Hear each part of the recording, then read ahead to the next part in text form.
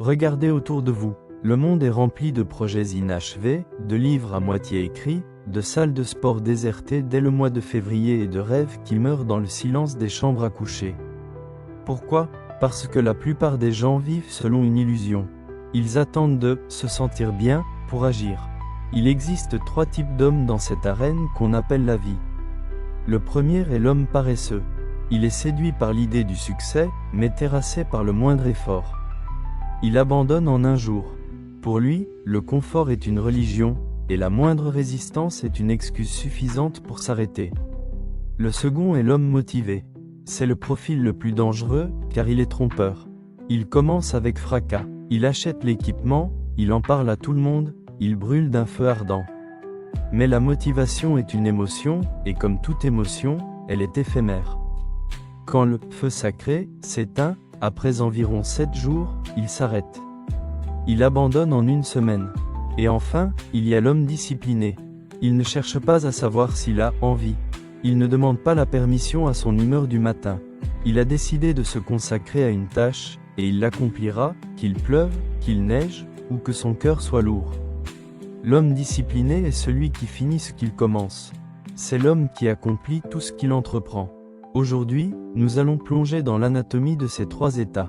Nous allons voir pourquoi votre cerveau vous trahit, pourquoi la motivation est un luxe que vous ne pouvez pas vous offrir, et comment forger une discipline de fer qui fera de vous une exception dans un monde de distraction. L'anatomie de la paresse, le potentiel gâché. La paresse n'est pas simplement un manque d'action. C'est une pathologie de la volonté. L'homme paresseux abandonne en un jour parce qu'il n'a jamais quitté le domaine du fantasme. Pour lui, l'effort est une agression. Laissez-moi vous parler de Julien. Julien était ce qu'on appelle un enfant précoce. À l'école, tout lui semblait facile. Il avait cette intelligence vive qui lui permettait de comprendre en 10 minutes ce que les autres mettaient 2 heures à saisir. Tout le monde lui disait « Julien, tu iras loin ».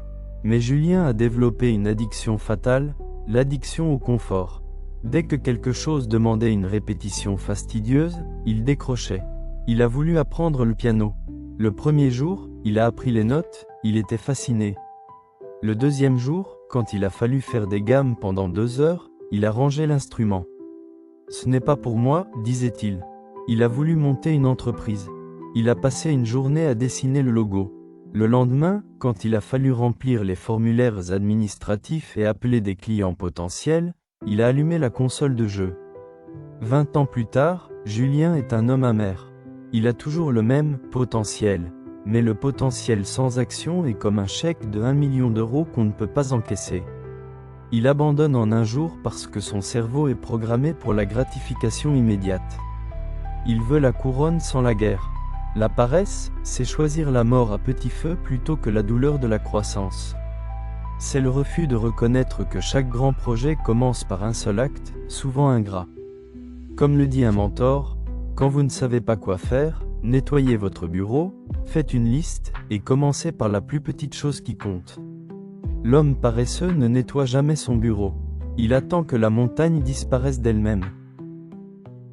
Deuxième partie, le piège de la motivation. La motivation est une drogue. C'est un pic de dopamine déclenché par l'idée du résultat. C'est ce qui vous pousse à acheter des livres de développement personnel à minuit ou à vous inscrire au marathon après avoir regardé un film inspirant. Mais voici la vérité brutale. La motivation est un luxe, la discipline est une arme. L'homme motivé abandonne en une semaine. Pourquoi 7 jours? Parce que c'est le temps qu'il faut à l'excitation biologique pour s'évaporer. La première séance de sport est incroyable. La deuxième est satisfaisante. La troisième commence à être dure. La septième? Il pleut, vous avez mal dormi. Et soudain, cette voix, dans votre tête vous dit que ce n'est pas si grave de sauter un jour. C'est ici que nous rencontrons ce que James Clear appelle le plateau du potentiel latent, ou la vallée de la déception. Imaginez un glaçon dans une pièce à moins 5 degrés. Vous chauffez la pièce, moins 4 degrés, rien ne se passe, moins 3 degrés, rien, moins 2, moins 1 degré. Toujours un bloc de glace solide. Vous faites des efforts, vous dépensez de l'énergie, mais vous ne voyez aucun résultat.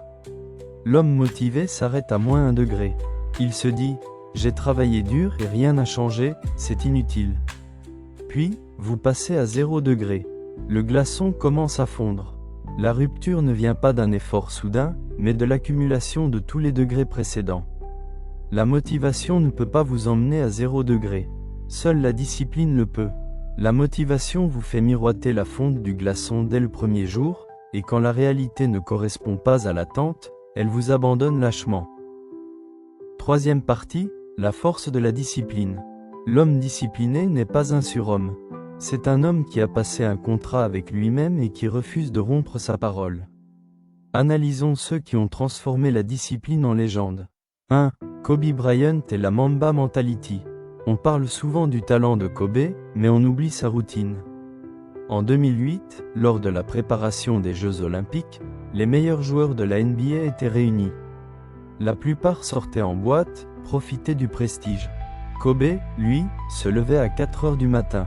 Un coéquipier raconte être arrivé à la salle à 8 heures pour l'entraînement collectif. Il a trouvé Kobe en nage, trempé de sueur, finissant sa propre séance de tir de 2 heures. Kobe ne faisait pas ça parce qu'il était motivé, ce matin-là.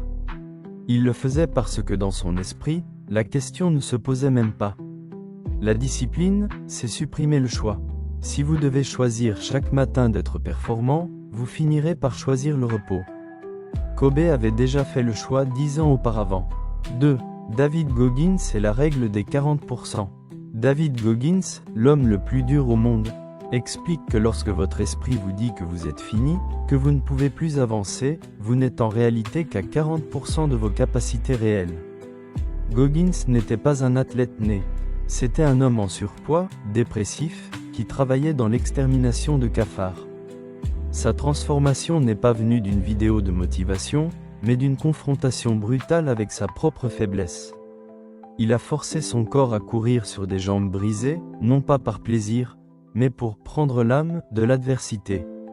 Pour lui, la discipline est une arme de guerre contre la partie de nous qui veut rester médiocre. 3. Marc Aurèle et le stoïcisme.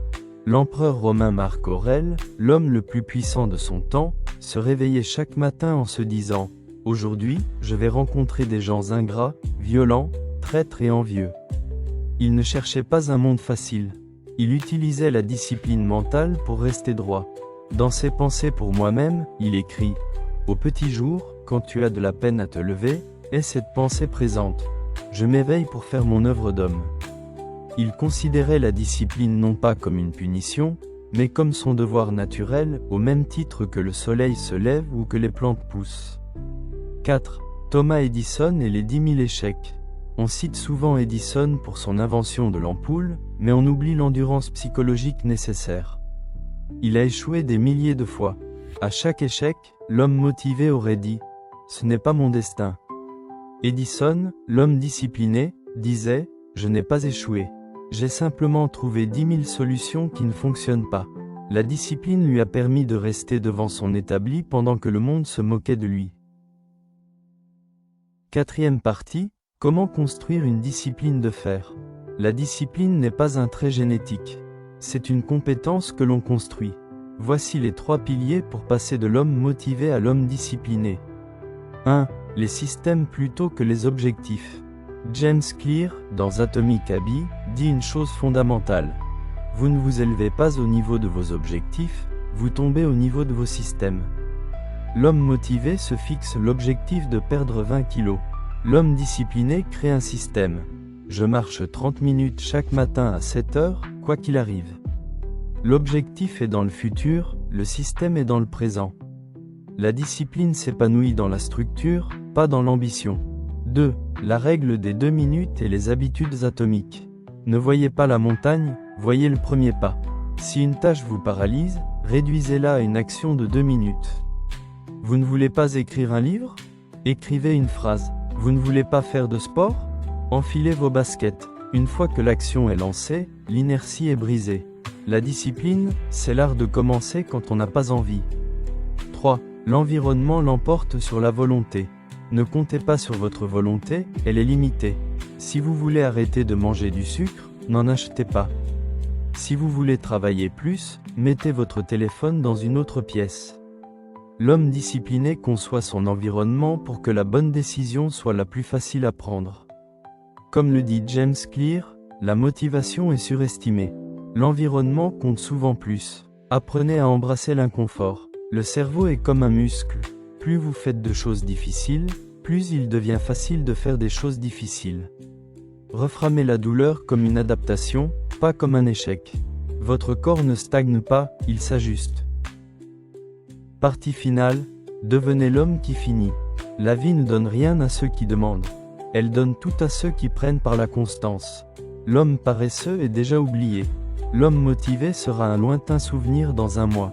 Mais l'homme discipliné, il écrit l'histoire. Il construit des empires. Il devient le pilier sur lequel sa famille et sa communauté peuvent s'appuyer.